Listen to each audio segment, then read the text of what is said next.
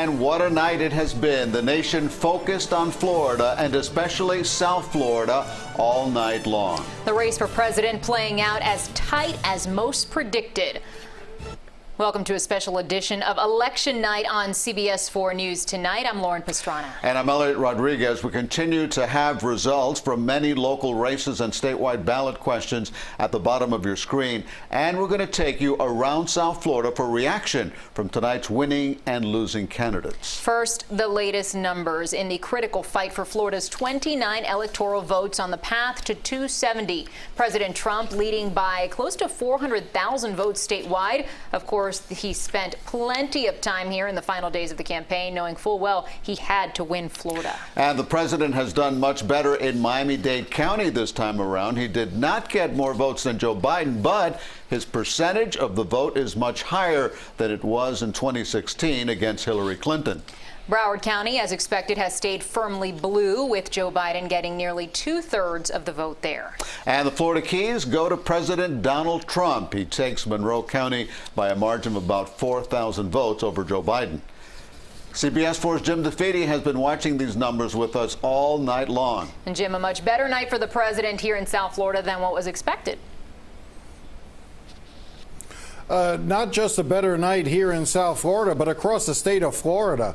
I mean, he is going to win the state of Florida. There is no doubt about that. He's up by close to 400,000 votes. To put it in some perspective, you know, there aren't even 400,000 votes left to be counted. So that race in Florida is over because of a giant wave of Republicans, mainly on Election Day, that came out that really turned things around for the president here in Florida. And again, just for a little bit of perspective, 4 years ago, he won this state by 113,000 votes. He is tripling that. A 3-point, almost 4-point win is like a landslide in Florida. We're used to, you know, victories within just a point. But it goes more than that, because not only has Donald Trump done better in South Florida, he still lost South Florida, but he did so much better that he is now going to be responsible for taking out 2 Democratic congresspeople.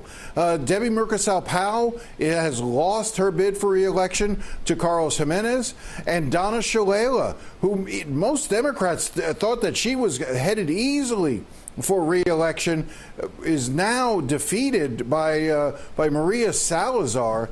You know, so again, just sort of think about this for a second. Miami-Dade County, which was supposed to be a bedrock for Democrats, will now be represented in Congress by 3 Republicans. And it's not just on the congressional level. You're seeing it in the state house races down here, the state Senate seats down here. You know, we'll talk about this more later, but there is actually a state Senate seat in which the incumbent is 10 votes down in his race out of more than 210,000 cast. So you're seeing state house candidates, Democratic state house candidates losing, Democratic state Senate candidates losing. This has been a big night for Republicans, and it goes to show Republicans have been saying it's all about their ground game. They were better organized, and they were certainly better organized, and they proved it. And Jim, even if Joe Biden had done better in Miami-Dade County than was expected, it still would not have made up that difference in the state of Florida, correct? No, this victory by the president isn't just in Dade County. It's throughout the state.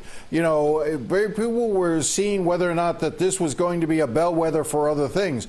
Look, I asked a simple question early on, you know, whether or not it was older voters and women.